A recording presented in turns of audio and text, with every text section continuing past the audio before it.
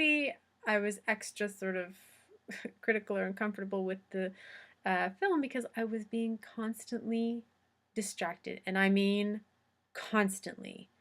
Here's the thing. I've noticed something at the festivals this year. So before each screening, there aren't any trailers like in sort of normal times at the movie theaters.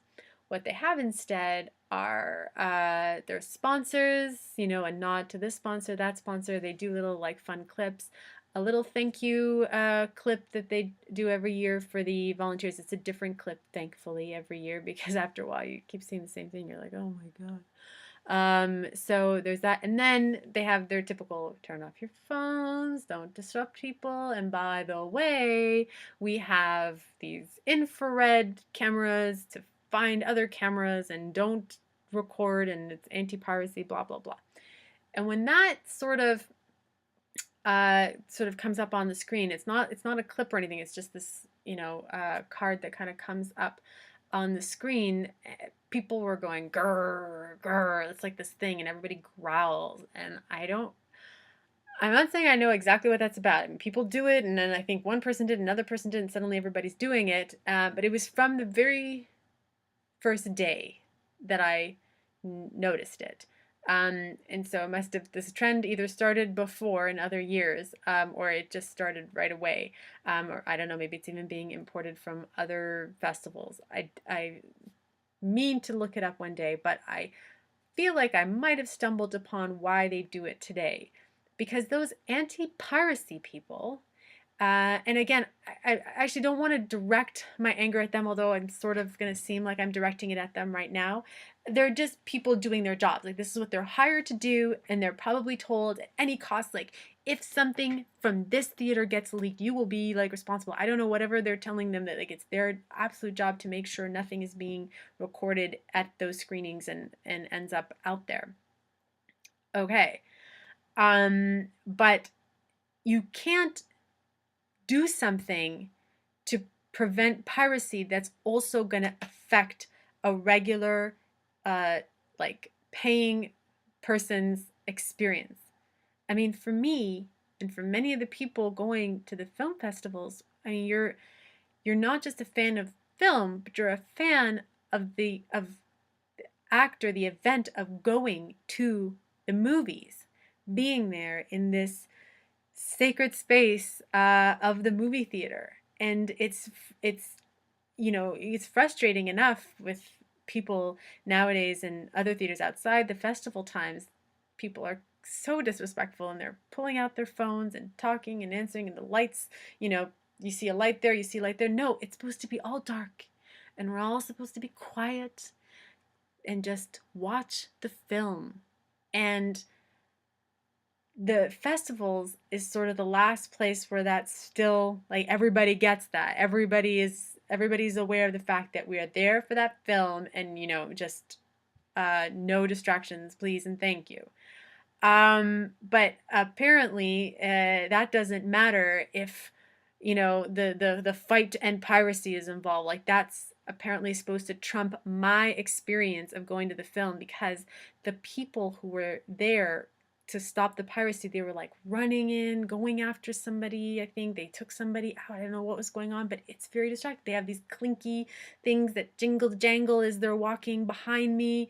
And this one guy was like crouching beside me, behind me, standing up, hovering above me. I was unfortunately up in the balconies in one of the sections. And so behind me, it's normally a theater, not just a movie theater. So there are these other sections. So I was in one of the balconies, and he was just standing up, hovering above me. And I don't know if you've ever tried watching a film. Just I was just very aware of him. He wasn't directly behind me. He was sort of off to the side and, like, looking with some kind of special glass, like night vision things. And when he wasn't doing that, he was talking to the other guy, and they're running up and down this thing. Like, they apparently their alarms went off. Something was happening, and I'm thinking, are you kidding? At first, I thought they were just, regular people who couldn't figure out where to sit, and I was just going to turn around and yell at them and go, sit the heck down. But then, it kept going and kept going. I thought, no, what's going on? What's in their hands? They had these, like, kits and things like that. I couldn't believe it. I was going nuts. And I realized, well, so I can't go and complain to an usher or something, like get these people to stop, because they're not gonna. And I thought, oh, I ended up talking to some of the volunteers to say, who do I talk to complain about this? Because I'm serious, this cannot happen. This is not the way to stop piracy. First of all, you're so freaking obvious that if anybody was doing something and they kept doing it with you guys running around like that, then they're crazy or stupid or I don't know what. And yeah, so I think like stealth is probably in order if you want to do something, like if you want to catch someone in the act, you have to be a little more stealth than that. A, like B, if you if in order to police other people who might be pirating something, you have to ruin the film going experience for the other people, well, guess what? I'm going to stop going to the movie theater. And what am I going to do? I'm still going to want the content. I'm a film fan. And if at the end of the day, the only way to get it is going to be through streaming and it's going to be illegal, well, then maybe that's what I'm going to do. And so it defeats the purpose of what you're trying to do. The first and foremost thing you have to do is protect the experience of going to the movies and support the idea that there are people there, clearly full theater, who are there to see the film and they've paid the money to film. That's one. And then two, what are you doing? How is this even working? How is this even catching anything? So anyways, it's definitely not the way to do it. I went and I complained, and they put me in touch with just like the manager of the theater. So at this point, I'm like, well, why am I talking to the manager of this particular theater? That's not what they, as far as I know, it's not, film viewing is not what they normally do at the Winter Garden Theater. So I thought, okay, is this coming from you or is it coming from the festival? I really feel like if it's not coming from the festival, they still have to take sort of ownership of what's going on. I mean, they're the ones booking the theaters for these things, and so the overall film viewing experience should still fall on the festival. So here's my question. I don't know if whoever watches this, if you have any advice, like who I should take this to. I'm putting this into my video blog here, and that'll be tweeted later on and put up on my Facebook. But other than that, like what else should I do? Because I'm very upset about this, and I want to put a stop to it. Like I really don't want this to ever happen to me again, or else I'm gonna stop wanting to go to the festivals if that's what this means. I have to sit there watching these people like run around. That's not acceptable. Um, and this is the only theater that I absolutely noticed it in. So I don't know if it's the nature of that theater, and it's like, I guess if you sit at the back, that's where they congregate because they're checking in with each other and things like that, or that's the best vantage point, so that's why they're back there. But then at least tell them that, by the way, if you go upstairs, which is where I was directed to go because there were more good seats up there, by the way, watch out though, if you sit like at the back, you're going to be harassed constantly by people who are trying to protect, the world against piracy. I don't know.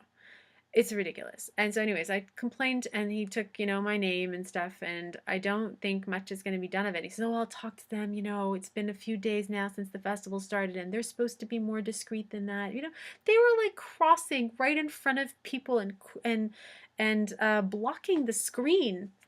I was, I couldn't believe it. And they were blocking, like, even like in the back. They think, oh, we're in the back, we can just walk wherever we want. Completely walking through like the projection. So like there was like on the screen at one point these like black like shadow figures. If I'd seen that like in a normal movie theater, normal time, I'd be like, that sucks. That's terrible. Whatever. I'll talk to somebody about it and that's it. And but I wouldn't be this shocked. But I'm this shocked. Why? Because it's happening during the festivals. How could that happen? It still makes me, obviously, as you can see, very upset, and I want to make sure that this is not happening anymore. I don't know how to do that, so any advice, any tips are welcome in the comments. But now on to something that was absolutely fantastic. Another I love film.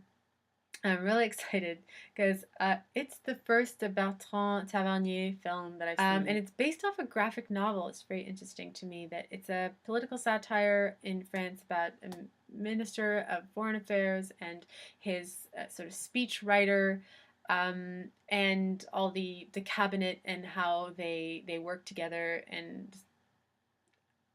that's all I really want to tell you about the sort of the plot, because it's not it's not really about the plot. It's about having this little like window or door into this just amusing, bizarre little world. It's all about how the wheels of politics try to turn, yet it's just there's all kinds of bureaucracy and bizarre sort of holdups and roundabouts and all kinds of things that can tend to get in the way. And this film pokes fun at that, and it is non-stop laughing. The dialogue is snappy and funny.